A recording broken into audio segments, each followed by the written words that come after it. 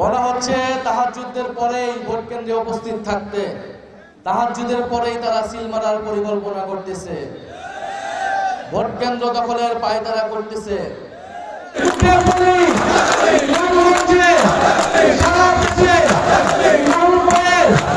সমালোচনা করতে চাই না, আমরা গঠনমূলক রাজনীতির কথাই বলে আসছি। কিন্তু আমরা দেখলাম একটি জোট, এটাকে জোট বলা যাবে না, এটা দল, যেটি অন্য সকল দলকে বিলুপ্ত করে নিজের পেটের ভিতর নিয়ে নিয়েছে। সেই দলের শীর্ষ নেতা তার প্রথম জনসভা শুরুই করলেন সমালোচনা দিয়ে। কিন্তু তিনি আমাদেরকে বলতেছেন দোষারোপের রাজনীতি যাতে আমরা বন্ধ করি। আমরা কোনো দোষারোপের রাজনীতি করতে চাই না, কোনো সমালোচনার রাজনীতি করতে চাই না। আমরা সত্য কথাটা জনগণকে ধরিয়ে দিচ্ছি। কেবল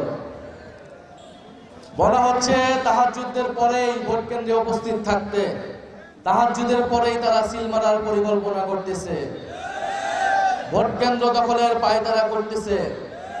ইনশাআল্লাহ ঐক্যবদ্ধ বাংলাদেশের নেতাকর্মীরা এই সকল ষড়যন্ত্র রুখে দিবে। 12ই ফেব্রুয়ারি আমরা অপেক্ষা করব, আমরা ভোট কেন্দ্র পাহারা দিব।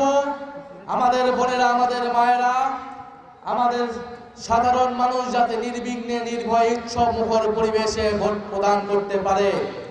যারা এই ভোট প্রদানে বাধা হয়ে দাঁড়াবে, যারা নানামুখী ষড়যন্ত্র করবে, তাদেরকে কঠোরভাবে প্রতিহত করা হবে।